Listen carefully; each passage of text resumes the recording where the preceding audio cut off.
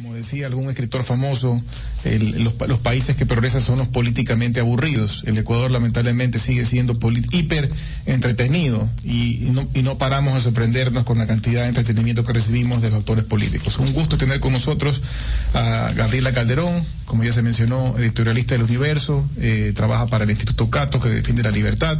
Gabriela, en tu último editorial del Universo hiciste referencia a este economista que ganó hace poco el Premio Nobel de Economía. Él también en sus escritos se refiere a la distribución de la riqueza, se refiere a los efectos que ha tenido el mundo en cuanto a salir de la pobreza en millones y millones de personas.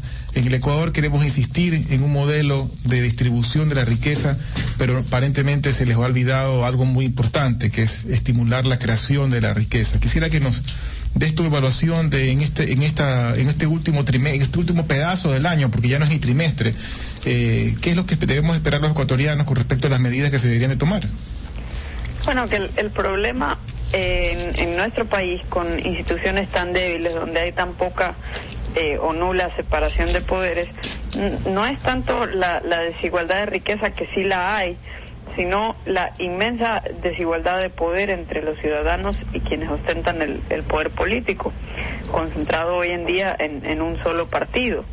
Entonces, en realidad, al enfocarse en una desigualdad de riquezas que puede o no tener orígenes injustos, y en esos casos pues hay que abordarlo de alguna forma, analizando las causas, si tiene orígenes deshonestos, una fortuna que genera desigualdad vis-a-vis otros ingresos, sino más bien ver que históricamente lo que ha habido en América Latina es una desigualdad política. Los que están conectados, los que están cercanos al poder político, tienen oportunidades que no tienen el resto de los ciudadanos.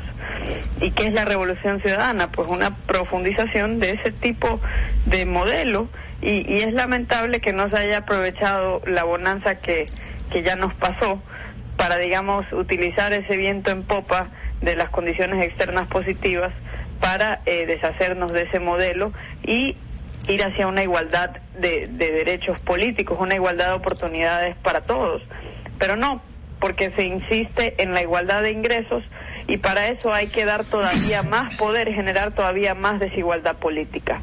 Entonces, es interesante lo que dice este premio Nobel, porque en su último libro, que él lo presentó, yo hablaba en mi artículo sobre una presentación que él hizo de este mismo libro, y él decía que le preocupaba eso, que en la búsqueda de igualar los ingresos se genere más desigualdad política, lo cual va a redundar en todavía más desigualdad de ingresos. Pero, Gabriela, tú ves que en España el partido PP, partido, digamos, de Rajoy, tiene mayoría en el Parlamento. Sin embargo, como hay división de poderes, existe una democracia bastante aceptable. ¿Tú no crees que acá pasa lo contrario porque no hay división de poderes? Bueno, es que también dependiendo a qué se refiere uno por democracia, ¿no? Un politólogo italiano muy conocido que se llama Giovanni Sartori, él escribió un par de libros al menos sobre el tema de definir la democracia, de tipificar los distintos tipos de democracia. Uno se llama ¿Qué es la democracia? Otro libro creo que se llama Sistemas de partidos políticos. Y bueno, en el primer libro de ¿Qué es la democracia?, él concluye que básicamente él no cree que haya democracia más allá de la democracia liberal, y por democracia liberal él se refería a una democracia que sea limitada por la separación de poderes y un sistema republicano de gobierno. ¿En qué sentido? De que haya pesos y contrapesos, que nadie pueda hacer prevalecer su voluntad. Y entonces luego en el otro libro que habla de los partidos políticos, él habla de que es esencial que funcione un sistema de partidos políticos para la salud de una democracia. Y tenemos aquí la tragedia, no solo en Ecuador, sino también en otros países latinoamericanos como en Venezuela, la tragedia de que se aniquiló el sistema de partidos políticos. No es tanto por defender a determinado partido político que haya existido o a determinada personalidad de la llamada, como dice el presidente, partidocracia. No se trata de eso, sino que simplemente, con todos sus vicios y defectos, simplemente no hay democracia sin partidos políticos. Y ¿tú no crees que hay un libreto que se ha escrito para repetir ese libreto en todas partes, porque estamos viendo ya, entre esos, es el cambio de la Constitución, o sea, la emisión de una nueva Constitución. Estamos viendo ya que ahora en Chile, Michelle Bachelet está pidiendo hacer una nueva Constitución. Chile se ha mantenido por algunas décadas mejorando el nivel de vida de los chilenos, y que ahora quieren cambiar esa Constitución. ¿Tú no crees que es un libreto repetitivo que comienza a hacer efectos negativos en los diferentes países de América Latina? Sí, pareciera ser un modelo, ¿no? Pero en realidad es algo que antecede esta década de la anterior, es algo muy tradicional, es el rechazo al Estado de Derecho, y eso es algo que tienen en común todos los tipos de populismos, porque hay populismos de izquierda y de derecha. Aquí hay una discusión medio estéril, que si el gobierno es de izquierda, que si es de derecha. Bueno, la verdad da igual. Lo que en realidad nadie puede cuestionar es que poseen un amor desmedido por el poder. Entonces, digamos, a veces tocará hacer cosas que agradan a sectores conservadores para quedarse en el poder, y a veces tocará hacer cosas que agradan a sectores de izquierda para concentrar y retener ese poder. Entonces, en realidad lo que tiene en común este libreto al que se refiere usted, en realidad es ese como desprecio al Estado de Derecho. Y por Estado de Derecho, que es un término que todos lo mencionan, que ya en realidad pasa a ser como vacío de significado, pero en realidad tiene un significado muy importante en Occidente, y eso significa que todos los ciudadanos merecemos igualdad ante la ley. O sea, no igualdad de resultados, no igualdad o sea, ser tratados igualmente ante las leyes, ante las instituciones, y que nadie está por encima de la ley, es decir, un gobierno de leyes y no de hombres. Pero el populismo, al concentrar el poder, al derribar estos pesos y contrapesos, pues reniega de eso, y por eso es que, por ejemplo, una de las piedras en el zapato del proyecto, del llamado proyecto de Alianza País, ha sido siempre la dolarización, porque la dolarización no discrimina. Así es. Gabriela, en uno de los titulares de hoy del diario El Comercio dice: el gobierno eliminó 1.000 millones en subsidios en el 2015. Acaba de tomar una medida que, según el gobierno, le significará 337 millones en ahorros por la eliminación parcial de los subsidios de combustibles para la industria. Y ellos argumentan también que han ahorrado 700 millones en otros subsidios, entre esos unos cortes que se hicieron en subsidios al IES. ¿Qué opinión tienes tú de estas medidas y si son completas o incompletas? Bueno, en realidad el problema de las distorsiones, Giovanni, que generan los subsidios, es que no hay forma de evitar el dolor una vez que se remuevan. Lo mejor es que no se creen para empezar, ¿no? Pero ya hecho el daño, hay que ver la forma de apalear el ajuste y de hacerlo de la manera más rápida posible. Yo creo que una opción que bueno, que yo he venido repitiendo desde por lo menos el año 2006, es que se elimine el subsidio en un periodo gradual, dado por la urgencia fiscal en la que nos encontramos. Ya no puede ser tan gradual como hubiera podido ser, pero supongamos un calendario de unos 6 meses para ir reduciendo todos los subsidios a los combustibles para todas las personas, no solo para determinados sectores, porque nuevamente volvemos a este modelo de que para unos sí y para otros no.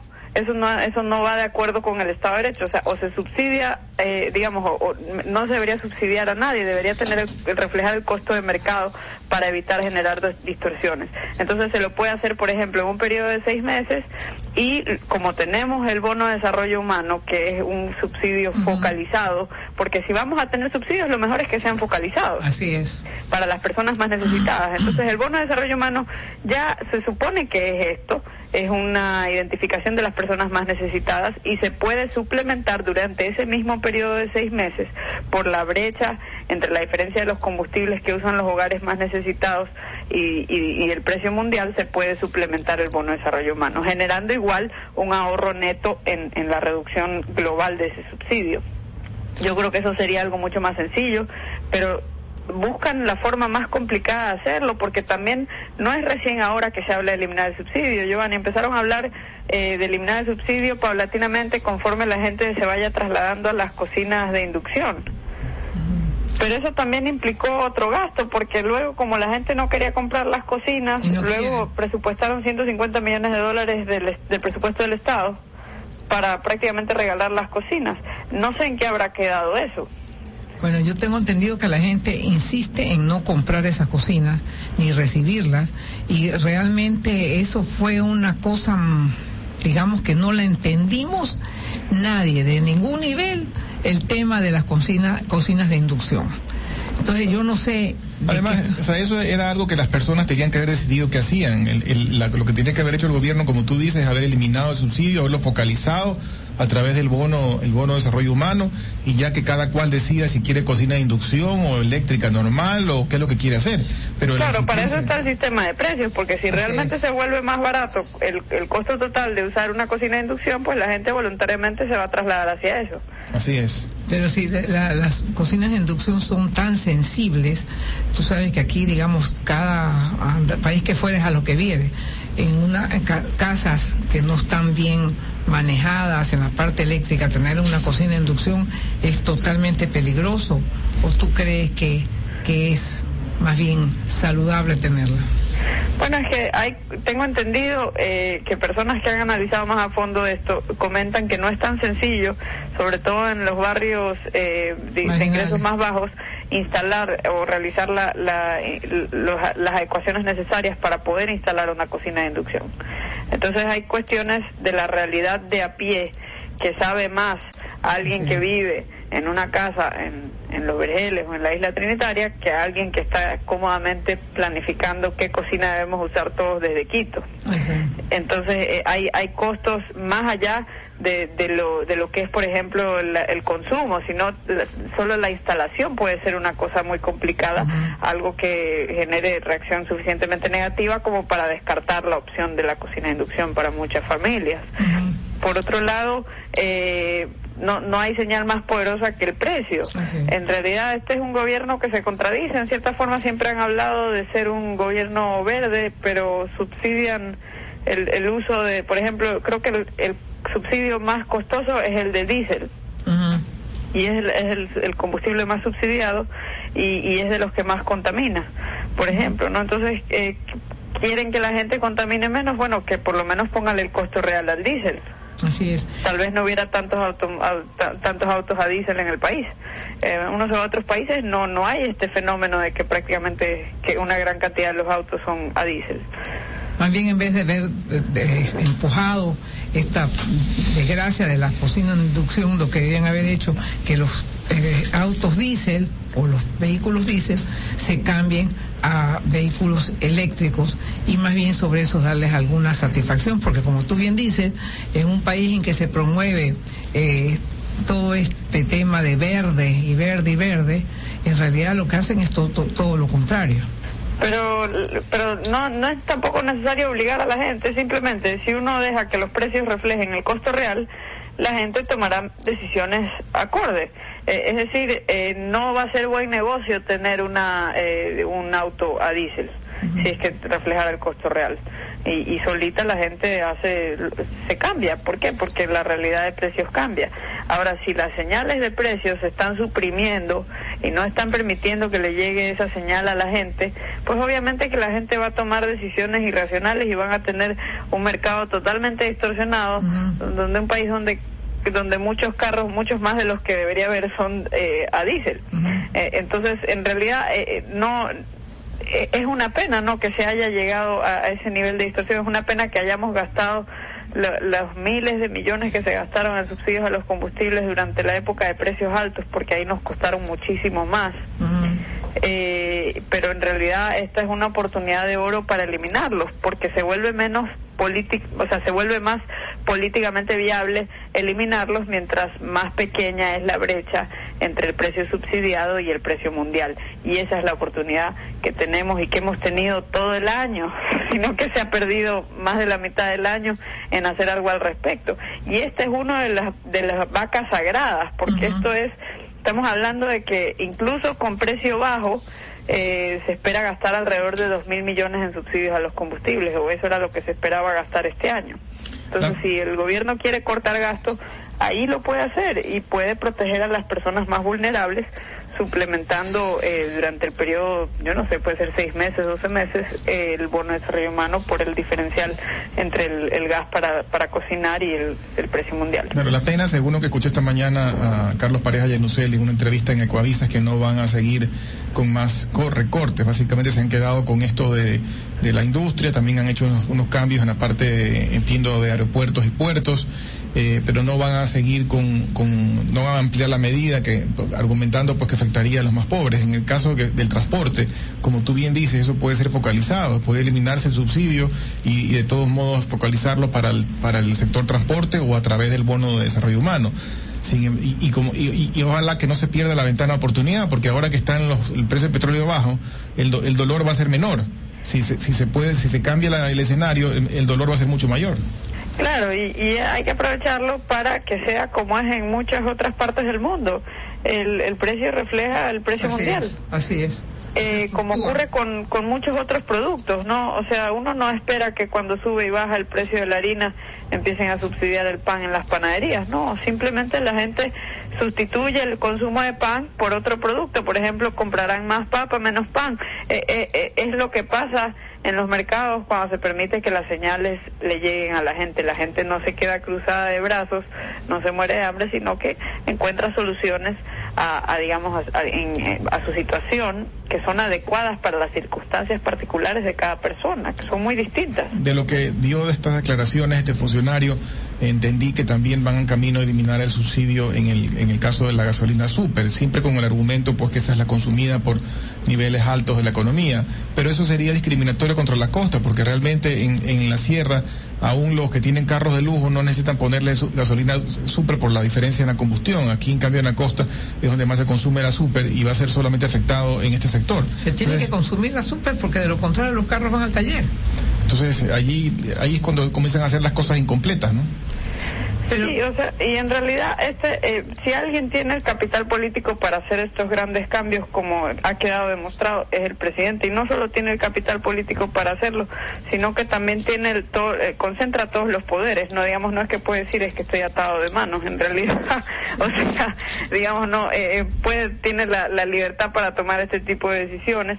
Es una lástima que se haya perdido tanto tiempo, porque si aprendimos algo, por ejemplo, de los países bálticos que tuvieron una grande crisis y que estaban euroizados, así como nosotros estamos dolarizados, es que ellos realizaron ajustes fiscales adelantándose a la curva. Ellos no esperaron a que les caiga el balde de agua fría, digamos, ellos vieron que tenían una situación fiscal vulnerable, realizaron ajustes drásticos y volvieron a crecer dentro de un año. Eran de los que más rápido, fueron los países que más rápido se recuperaron de la crisis en Europa. Entonces, es lamentable que no se haya, escuchado tantas advertencias de que estábamos en una situación fiscal muy vulnerable, ¿no? Pero hablando de insistencias, Gabriela, otra de las insistencias de este gobierno en diferentes momentos y formas han sido las restricciones al comercio, y se han puesto pues desde normas técnicas, salvaguardas y demás. Ahora ha habido pues estos líos con las fronteras. El presidente Correa, inclusive, o el gobierno ha establecido una especie de canasta fronteriza, porque para poner términos y nombres son expertos. Pero ¿por qué no se las elimina? O sea, realmente esto ha encarecido las cosas en el país. He estado el día sábado comprando unas 4 adefesios en el supermercado y me he quedado asustado de cómo han crecido los precios en algunos artículos. Entonces, más bien nos están afectando innecesariamente y no hemos solucionado ningún problema, porque si tú me dirías, ha valido la pena el sacrificio porque hemos arreglado A, B y C problemas, bueno, en buena hora, pero yo no veo que esto haya solucionado nada. Sí, o sea, lo que pasa es que se cree que el problema es que no tenemos moneda propia y que tenemos esta cruz pesada que es el dólar, y que tenemos que por eso limitar las importaciones, porque si no nos vamos a quedar sin dólares. En realidad no funciona de esa manera. Los países dolarizados en América Latina no han impuesto restricciones a sus importaciones como El Salvador o Panamá. Simplemente hay un ajuste automático. Cuando viene una desaceleración, recesión o inclusive crisis, la demanda de los habitantes en economías dolarizadas automáticamente cae. No solo la demanda de cosas producidas a nivel nacional, sino también la demanda de importaciones. Y ahí es que se da el ajuste automático en la balanza comercial. No es necesario de que intervengan encareciendo artificialmente muchas cosas, incluidas muchos insumos para la producción nacional. Y además, también, Gabriela, que esto lo que hace es entorpecer la producción y la productividad, porque son papeles y papeles y papeles que hay que llenar, y controles en manos de discrecionalidad, y todo eso atranca la producción y por lo tanto hay escasez de montones de productos y encima bajan la calidad. Entonces no hay una verdadera competencia que permita ayudar al rey, que es el consumidor. Y además no están dejando que nos beneficiemos de algo muy importante en una economía dolarizada, que es el efecto de sustitución. Sí. Cuando una moneda se aprecia en relación a otra, temporalmente el dólar rinde más. Así es. Y entonces deberían de permitirnos gozar de ese poder adquisitivo mayor.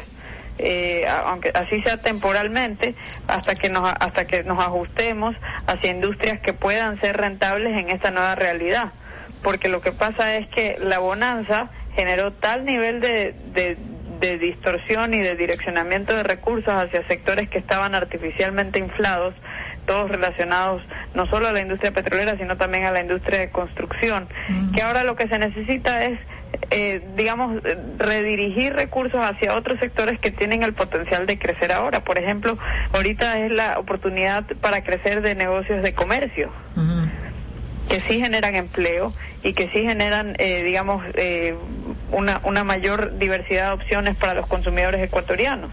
Pero no están bloqueando esas oportunidades. Porque, Gabriela, piensan que el comercio es, veneno, que es lo más negativo del sector productivo, y no se dan cuenta que el comercio es uno generalmente los países el que más porcentaje tiene dentro de la canasta productiva o comercial. Y realmente, lo que ha pasado con las famosas salvaguardas es que se han cerrado algunas empresas pequeñas y medianas que no han podido continuar porque no pueden competir con monopolios o oligopolios realmente de empresas muy grandes que sí pueden sobrepasar este problema, de las salvaguardas. Sí, es lamentable. Ojalá recapaciten en este sentido. Es algo, muy reciente. Recordemos que el país ya atravesó una baja del precio del petróleo en 2009 sin tener las salvaguardias y no hubo una hecatombe. Lo mismo sucede con el caso de Panamá o El Salvador. Incluso ellos han tenido déficits en la balanza comercial muy superiores a los que ha tenido Ecuador.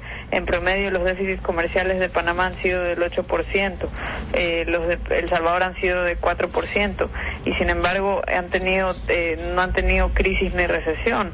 El Salvador ha tenido una tasa promedio de crecimiento entre 2007 y 2013 de alrededor de 2%, que es un crecimiento mediocre, porque la dolarización no resuelve todo. Lo que sí es que también podríamos tener un crecimiento espectacular como lo ha tenido Panamá, que ha crecido en una tasa promedio de alrededor del 8% entre 2007 y 2013. Ecuador creció una tasa promedio en el mismo periodo de 4%, y nosotros tuvimos la gran bonanza petrolera. Panamá no tiene petróleo. Así es. Crecieron por otras razones. Ellos tienen un sector de servicios financieros muy importante. ¿Por qué no lo tenemos nosotros? Aprovechemos de ese complemento natural que sería para la dolarización tener un centro financiero internacional. Es decir, nosotros más bien matamos lo positivo que tenemos a base de darle palos y no aprovechar precisamente el tema. Bueno, vamos a ir a un corte comercial para luego retomar este interesante diálogo. Ya estamos de vuelta con más de Futuro en Acción. Gracias por seguir en este su programa Futuro en Acción. Para los que recién se enganchan, estamos dialogando con Gabriela Calderón de Burgos, persona muy conocida por sus editoriales en el Universo y muy capaz, de discernir entre las cosas que afectan a la democracia, o más que nada la libertad, y por lo tanto el consumidor, y lo que realmente debemos de mejorar. Giovanni. Gracias por estar de nuevo con nosotros. Gabriela, estábamos hablando antes del corte de estas medidas vinculadas con la administración del comercio y hemos hablado de la decisión de mantener las salvaguardas. No sé cuándo es la fecha que se supone que deben de retirarlas, si es que hay algún, porque hoy escuché en la mañana que habían unas que se podían renovar, pero esto cómo afecta en general a otras medidas importantes. El Ecuador decidió y acertadamente negociar un acuerdo comercial con la Unión Europea. La Unión Europea es el segundo bloque comercial más importante para el Ecuador. Eso no termina de despegar. Entiendo que hay que tener algún beneplácito de Perú y Colombia que ya se dio, o entiendo que ya se había dado. No se ha dado. Y sigue de por medio algún tipo de resistencia por estas medidas que se han tomado por el gobierno. Entonces, ¿en qué va a quedar todo esto?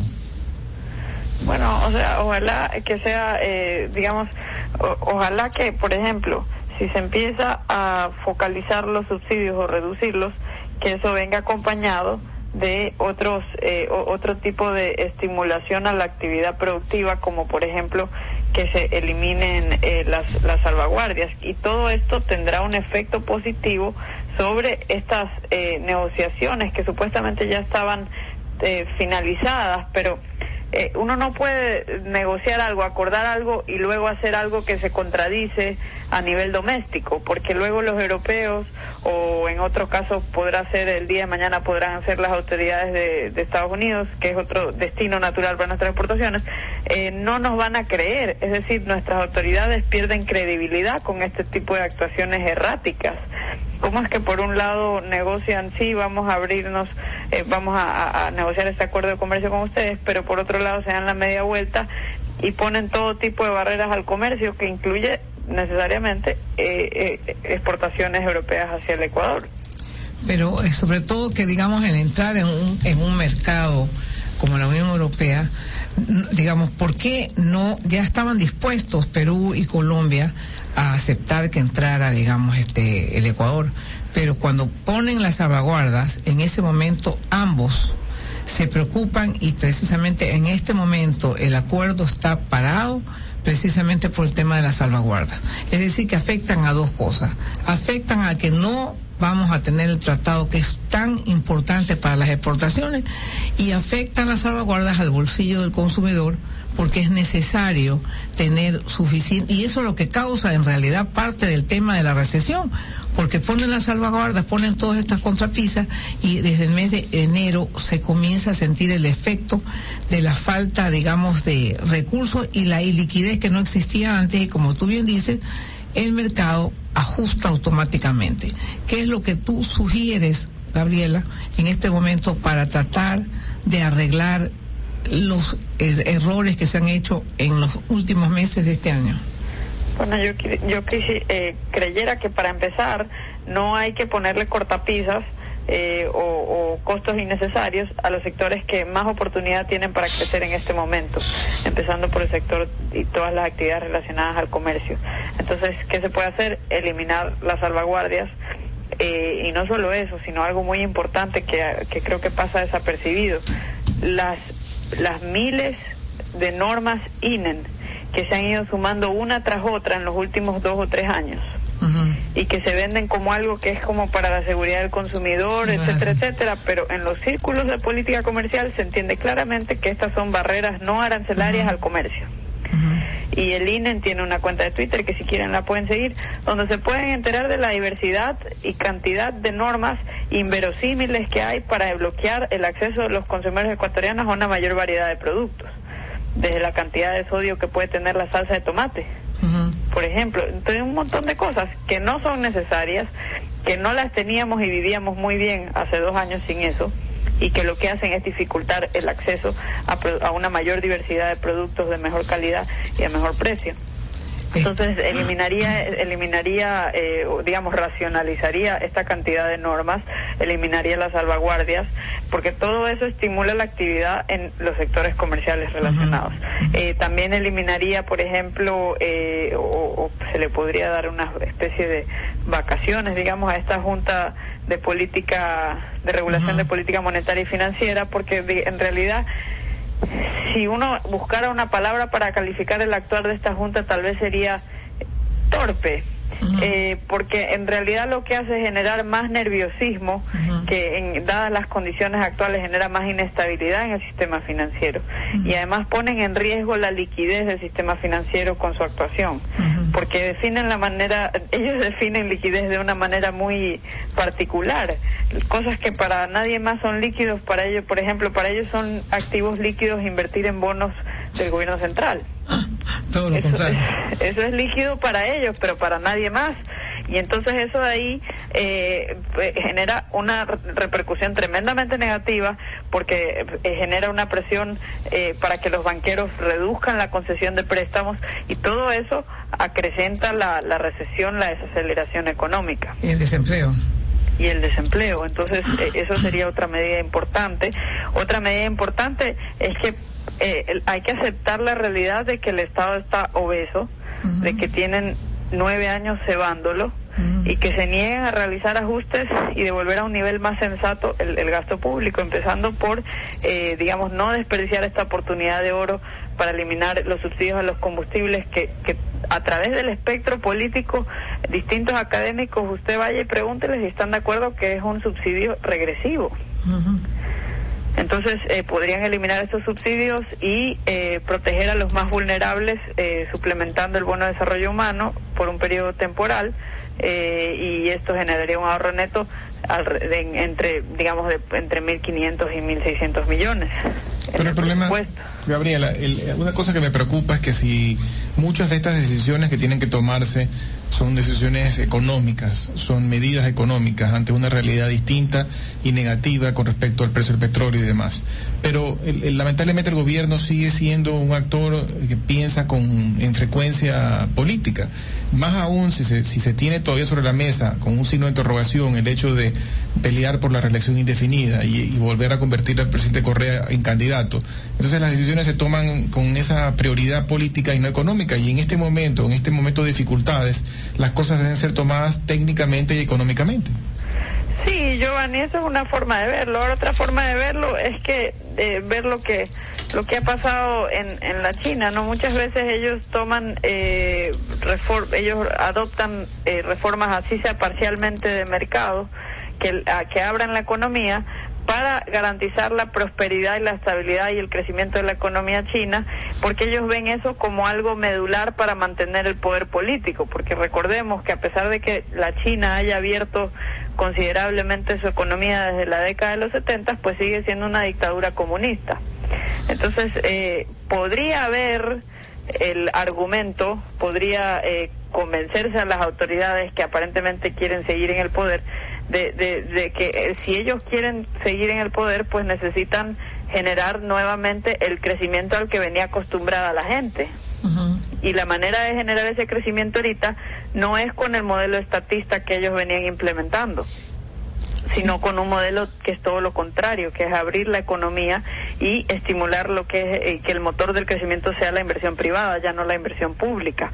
Obviamente, si ellos hacen eso en aras de volver a crecer rápido para volver a ser populares políticamente, eso es un arma de doble filo, porque al liberalizar la economía también se va a fortalecer la sociedad civil y pueden surgir distintas voces, que actualmente está totalmente como neutralizada la sociedad civil en el país porque concentran tantos recursos y tantos poderes en el Estado que bueno, es lo que suele pasar cuando se estatizan las economías, ¿no? También se termina eliminando eventualmente la democracia. ¿Tú no crees que deben también revisarse los famosos bonos de la pobreza? Porque hay personas que no lo tienen y lo necesitan, y hay personas que no necesitan y lo tienen. Bueno, yo creo que siempre va a haber personas en una sociedad que están en una situación absolutamente vulnerable y que no tienen a quién recurrir, y creo que si un subsidio se puede justificar, es un subsidio supuestamente bien focalizado como el bono de desarrollo humano. Ahora, ¿por qué digo supuestamente? Porque idealmente estas bases de datos son constantemente revisadas y tienen incentivos para que las personas se gradúen o jubilen de ese sistema, de esa base de datos, es decir, que dejen la pobreza. Y si el programa realmente logra ser efectivo, generando los incentivos para que la gente busque un trabajo y salga adelante, pues lo que deberíamos ver a largo plazo es que la cantidad de beneficiarios se reduce en lugar de aumentar. Como está pasando ahora. Claro, entonces lo que habría que analizar, y de esto yo no he visto las cifras, es ver qué tan profesionalmente se está manejando esa base de datos, si es que se está haciendo un trabajo serio para depurar los beneficiarios, para que no lo reciban personas que tienen otro trabajo, como se escucha muchas veces. Para que no lo reciban personas que no lo necesitan, sino los que son realmente vulnerables. Ahora, si se eliminaran, aquí en el comercio hoy día hablan de 16 subsidios, por ejemplo, que es el doble de la cantidad de subsidios que el gobierno daba hace 9 años. Supongamos que se eliminan 15 subsidios y se deja el bono de desarrollo humano, así sea mal focalizado. Sí. Eso es un gran avance. Así es. Porque por último se ahorran netamente en el fisco todo ese dinero, y luego se pueden enfocar, destinar más recursos, más burocracia a que sí se focalice bien ese subsidio. Pero como están metidos en todo, están tratando de hacer todo al mismo tiempo, pues obvio que tal vez no están haciendo nada bien. Yo creo que ese es un subsidio que vale la pena, digamos, limpiarlo y digamos, y realmente usarlo apropiadamente. Sí, porque todo se hace en nombre de esas personas. Todas las políticas de subsidios se hacen en nombre de los más necesitados. Bueno, ¿por qué no focalizarlo en un solo pago que vaya directamente a la vena a esas personas? Claro. Gabriela, estamos hablando con mucha pompa de la ley para precisamente los acuerdos público-privados. ¿Tú crees que como esa ley como está puesta en este momento, que la gente, tanto nacional como extranjera, no cree vayamos a tener algún éxito? Más aún que una de las razones por las cuales se implementó, gracias a Dios, la dolarización fue por la discrecionalidad, especialmente del Banco Central y todos esos nuevas instituciones que se crearon, como precisamente la que tú estás diciendo, que le dicen casi a los bancos cuándo levantar la mano y cuándo no. Sí, o sea, en realidad no es necesario tanto organismo estatal, ¿no? En el periodo 2000 a 2006 venía creciendo el país a una tasa similar, sin tener la bonanza petrolera y sin tener tanta burocracia y tanto ministerio. Tal vez nadie le molestó, a nadie le importaba cuando se anunciaban todas estas nuevas secretarías y ministerios, cuando todos estaban ganando más y los bolsillos cada vez se volvían más profundos. Pero ahora que todo el mundo está sintiendo un apretón, lo lógico es que el apretón también lo sienta el sector público. Y no se refleja. Los grandes ajustes, el gran sacrificio que están haciendo las empresas en el sector privado no están siendo reflejados en el sector público. Cuando vemos, digamos, cosas absurdas como que todavía se tiene cosas simbólicas, porque ni siquiera representa mucho ahorro, pero que igual es bastante dinero, la Secretaría del Buen Vivir, el gasto que continúa en las propagandas, o por ejemplo todo ese supuesto diálogo nacional para vender el impuesto a la herencia y el impuesto a la plusvalía, para que al final del día el encargado simplemente sea removido. Así es. Eso es una cosa que no entiendo, porque si se gastó tanto recurso y tiempo en ese diálogo nacional, más allá de la intención que ya han tenido, ¿cómo así decide que el señor se vaya a hacer su doctorado? No era algo previsto, no era algo que estaba planificado. Y te hago la pregunta también de que si tú crees que va a haber un cambio de giro en la mentalidad de Semplades, el cambio que se ha dado con la salida de Pavel Muñoz y la entrada de Sandra Naranjo, una persona muy cercana al presidente, de mucha confianza. ¿Crees que en la planificación y el modelo, la forma de pensar del gobierno, hay algún cambio?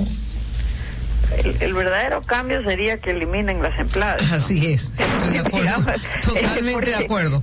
Porque básicamente las Semplades es un órgano de planificación central de megaproyectos a largo plazo, donde según ellos saben lo que el país tiene que hacer de aquí a 20 años, y de ahí han salido, las Semplades ha sido la incubadora de una de las cosas más emblemáticas y desastrosas, de los elefantes blancos más grandes de este gobierno. Por ejemplo, de ahí salió la idea de Yachay, y de ahí salen la idea de todos estos megaproyectos de inversión pública en los aeropuertos, y según ellos saben dónde tiene que ir cada aeropuerto, y son aeropuertos que nadie usa.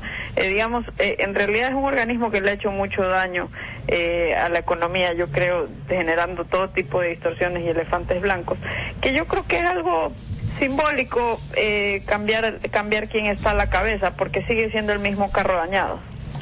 Y solo como anécdota, un conocido mío que es un joven emprendedor ecuatoriano, guayaquileño, que ha tenido éxito en el mundo de la tecnología, inclusive tiene ya compañías funcionando en Chile, en Brasil, en Panamá y en otros lugares, fue invitado a Yachay y conversó pues con la gente de Semplades y Yachay y demás, y él, que es muy suelto de huesos en su forma de hablar, pues le dijo que esto no iba a funcionar. Él ha estado en incubadoras en Chile, en California, en Silicon Valley y demás, y esto que queda como a hora y media, si no son 2 horas de Quito, en medio de la nada, es un experimento forzado, y hasta el momento, más allá de la universidad, entiendo que no hay nada nuevo en Yachay. Sí, o sea, es lamentable porque, digamos, son recursos mal gastados. Puede ser que tengan mérito, pero nuevamente no tienen señales de precios, realmente no saben a qué demanda están atendiendo. Es algo que se le ocurrió a alguien en una oficina, probablemente en el Semplades, y le pareció buena idea, pero en realidad, y por eso es interesante estudiar la historia de estos Silicon Valley. No fue parte de un gran plan de que se le ocurrió a alguien, aquí van a estar todas las empresas de la vanguardia de la tecnología. No, fue algo que fue un fenómeno espontáneo. Se fue dando poco a poco. ¿Por qué? Porque distintos actores que invirtieron su propio capital o que levantaron, arriesgando su palabra, su credibilidad, su reputación, levantaron capital de otros para invertir en cosas que parecían una locura, fueron juntándose en el mismo lugar, porque juntarse en el mismo lugar sí genera sus beneficios y hay una especie de sinergia, pero eso fue algo que no fue parte de un gran plan a largo plazo, fue algo que se dio de manera espontánea. Nos quedan 5 minutos y quiero insistir en algo que conversábamos al comienzo. Tú al inicio del programa, tú mencionaste China, y China ha sido un país bastante pragmático, más allá de la ideología, más allá del tema del control supremo de partido. Ellos han dicho, mira, no importa mucho cómo es la forma del ratón, lo importante es que coma ratones. En el Ecuador hemos tomado la decisión de tener pues un país planificado centralmente, como acabas de explicar, con un modelo de restricción de comercio, con una visión endógena, como decían los amigos de Semplades. ¿Por qué no se da la vuelta al timón y se promueve realmente, como hizo China, el hecho de la generación de riqueza, producción, productividad y demás? Son temas más allá de la famosa matriz productiva que se habló en su momento, que quedan en el olvido. O sea, estamos hablando más de la política o de la ley de herencia o de los subsidios o de aquí, los allá, pero hay muy poca conversación a nivel nacional para estimular la producción y la productividad. Bueno, al final del día ni siquiera los chinos nos ganan, ¿no? Porque incluso ellos están sufriendo una desaceleración, consecuencia de la politización que permanece en su sistema económico. Muchas de las decisiones de inversión en la China se realizaron por palanca, por conexiones políticas, y se realizaron por empresas estatales. Y digamos, había una especie de burbuja de inversión pública en la China, y esta burbuja también a su vez generó otras burbujas en la economía, como la famosa ciudad de fantasma que uno puede buscar en YouTube y ver cómo están vacíos edificios y centros comerciales enteros en China. Entonces al final del día lo que es un conflicto entre lo que conviene para que la economía vuelva a crecer rápido y lo que conviene para retener el control político, porque quien controla el bolsillo de la gente puede controlar la política. Y al final del día es eso, es negarse es un amor desmedido por el poder, y tal vez en el fondo saben que si abren la economía, si le dan más libertad a la gente para tomar decisiones acerca de qué consumir y qué producir y qué comprar, pues saben que eventualmente van a perder el poder político, y eso es algo que les cuesta mucho. Sobre todo que la libertad de elegir es un termómetro espectacular para que la economía se vaya por el camino correcto, porque si viene en cambio un burócrata a decidir qué comes o qué no comes, automáticamente eso lo que hace es distorsionar la producción de un país. No, y genera desigualdad, una desigualdad muy real, muy palpable para nosotros, que es la desigualdad de derechos entre quienes están cercanos al poder y quienes no están cercanos. Uh-huh. Y eso es una gran injusticia, es una injusticia muy tradicional en América Latina, y eso es algo muy lamentable. Dime, Gabriela, porque nos quedan pocos minutos, en el tema, digamos, de lo que está sucediendo con las, digamos, elecciones en Argentina y con una serie de otras elecciones en Venezuela, etcétera. ¿Tú crees que esas elecciones son limpias o también ahí hay la discrecionalidad que acomoda a gusto, digamos, esos resultados? No conozco del caso de Argentina, sí del caso de Venezuela, desde 2004 hay dudas acerca de la limpieza de esos procesos electorales. Ya ni siquiera el centro del expresidente Jimmy Carter avala los procesos electorales en Venezuela. En el caso de Argentina no conozco las particularidades del caso. Sí es un caso singular de estudio porque desde 1930 solo han habido 2 presidentes que no sean peronistas y parece que va a ganar Daniel Scioli, otro candidato peronista. Es un caso singular en América Latina que una corriente política domine por tantas décadas el poder político. Y también vale la pena analizar cómo Argentina, que fue un país al final de la Segunda Guerra Mundial, de los 10 más ricos del mundo, hoy en día tiene una serie de problemas de pobreza y de inseguridad y demás que realmente no es compatible con lo que tuvieron en el pasado, ¿no? Entonces, si claro, es uno de los pocos casos de involución, es decir, en lugar de enriquecerse, ellos se han ido empobreciendo paulatinamente. Bueno, se nos acabó el tiempo, Gabriela. Muchísimas gracias por dedicarnos esta hora de tu tiempo y a todos ustedes, gracias por estar con nosotros en esta hora. Hasta el día de mañana.